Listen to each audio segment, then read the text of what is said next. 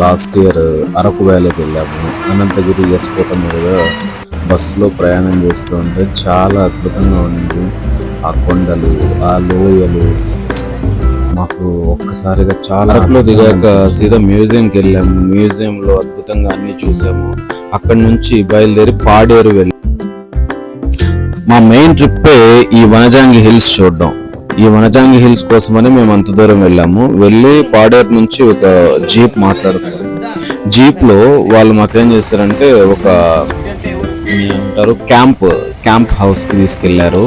Base camp లో jeep లో బయలుదేరాము. అలా వెళ్తే ఆల్మోస్ట్ ఒక 10 కిలోమీటర్స్ వరకు వెళ్లాల్సి వచ్చింది. లోపలికి పాడేరు విలేజ్ టౌన్ నుంచి బేస్ క్యాంప్ కి ఒక 10 కిలోమీటర్స్ ఉంటుంది. అలా దారిలో మెలకలు తిరుగుతూ జీప్ వెళ్తూ ఉంది. మేము ఆయా ఏదైతే ఈ జర్నీ ఉందో దాని అంతా నెమరు వేసుకుంటూ చాలా అద్భుతంగా ఉంది. కాకపోతే అరకులో ఎక్కువసేపు ఆగలేదు, ఎందుకంటే మళ్ళీ నైట్ మిస్ అయిపోతామని. అలా కాసేపు వెళ్ళిన తర్వాత మాకు బేస్ క్యాంప్ అయితే కనిపించింది. అదే మరి మేఘాలయ క్యాంపింగ్ హబ్. మాకు ఒక మంచి డబల్ బెడ్ ఉన్న ఒక టెంట్ రెంట్కి తీసుకున్నాము. అదిగో మా వాళ్ళంతా ఫుల్ ఎక్సైట్గా ఉన్నారు. టెంట్లో నైట్ ఉన్నాము. టెంట్లో వెళ్ళాము. ఆల్మోస్ట్ అంటే మంచి బెడ్, అంటే 4 మెంబర్స్ హ్యాపీగా ఈజీగా అందులో పట్టేసాము. 4 మెంబర్స్ ఈజీగా వచ్చేసేయచ్చు. వాళ్ళు మంచి సౌండింగ్ అది అండ్ మంచి డీజే అది పెట్టారు. బాగా ఫుల్ నైట్ అంటే మెలుకులోనే ఉన్నాము. బాగా నైట్ అంతా సాంగ్స్ పెట్టారు. బాగా అంతా రెడీ అయిపోయి మళ్ళీ ఇగో క్యాంప్ ఫైర్లో కూర్చున్నాం. మంచి నైట్ అంతా క్యాంప్ ఫైర్ వేసుకున్నాం. నైట్ అంతా చాలా బాగా 3 o'clock వరకు ఎంజాయ్ చేసాం.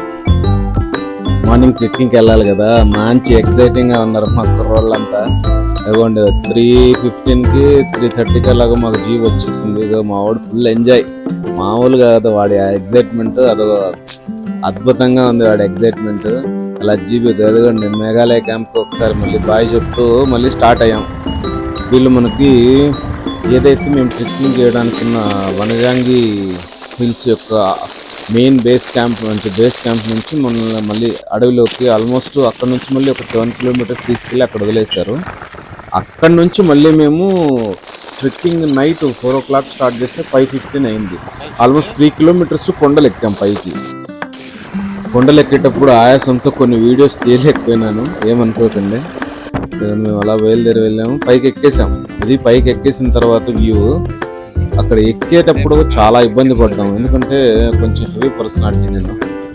చాలా అంటే చాలా ఇబ్బంది పడ్డాను. ఎంత ఇబ్బంది పడ్డానంటే పైకి వెళ్ళిన తర్వాత అది మొత్తం ఆ ఏదైతే ఆ వ్యూ ఉందో, ఇదిగోండి మన సెల్యూట్ ది ఫ్లాగ్ ఆ వ్యూ ఎంజాయ్ చేసాం బాగా. మా బేస్ క్యాంప్ కనిపిస్తుంది చూడండి, కింద నుంచి 1000 అడుగుల కింద ఉంటుంది. అది చాలా కింద ఉంటుంది. మా వాడు జోకులు వేస్తున్నాడు, జోకులు వేసి మమ్మల్ని నవ్విస్తూ ఉన్నాడు. సరదాగా గడిచిపోయింది. పైకి వెళ్ళిన ఆ కష్టం అంతా కూడా ఎంత అంటే అదొక కసి, ఏదో అచీవ్ చేసామన్న ఫీల్ వచ్చింది. నిజంగా చాలా హ్యాపీగా. ఆంధ్రాలో వనజాంగి హిల్స్ పైకి లైఫ్ లో ఒక్కసారైనా ప్రతి ఒక్కరూ నాకు తెలిసి ఈ యొక్క థ్రిల్ ఎంజాయ్ చేయాలి. చాలాసేపు వెయిట్ చేసిన తర్వాత ఎప్పటికో కానీ సూర్యోదయం అవ్వలేదు. సన్ రైజ్ స్టార్ట్ అవుతుంది. సన్ రైజ్ మాకు ఒక కొత్త అద్భుతాన్ని, అంటే ఉత్సాహాన్ని ఇచ్చింది. అప్పటి వరకు మేము పైకి ఎక్కిన ఆ కష్టం అంతా కూడా అదిగోండి ఆ పాల నురుగుల పొగమంచుతో, ఆ పొగమంచు పైన ఉన్నాం కదా, ఒక అద్భుతం. ఇక్కడ నుంచి నాకు తెలిసి పాడేరు ఫారెస్ట్, వనజాంగి నుంచి లంబసింగి వరకు మాకు కనిపిస్తుంది. అద్భుతం చూడండి ఎంత అద్భుతంగా ఉందో, వర్ణనాతీతం. అది మాటల్లో చెప్పలేను. నేచర్ లవర్స్ కి ఇది ఒక స్వర్గం లాంటిది.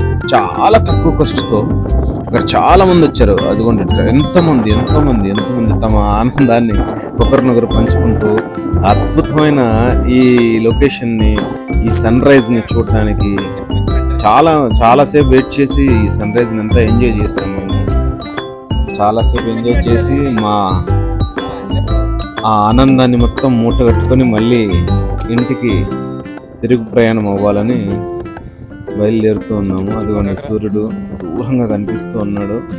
ఉదయం సూర్యోదయం మా వాడు బాగా ఎగ్జైట్మెంట్ ఫీల్ అక్కడ చాలాసేపు ఉన్నాము. మంచి మంచి ఫొటోస్ దిగాము. సీనరీ అంతా ఎంజాయ్ చేసాము. అంటే ఫొటోస్ కూడా ఉండాలి కదా, ఫొటోస్తో పాటు అది ఉన్న కెమెరా స్టిక్ అన్నీ చాలా కష్టపడి తీసాము. So please share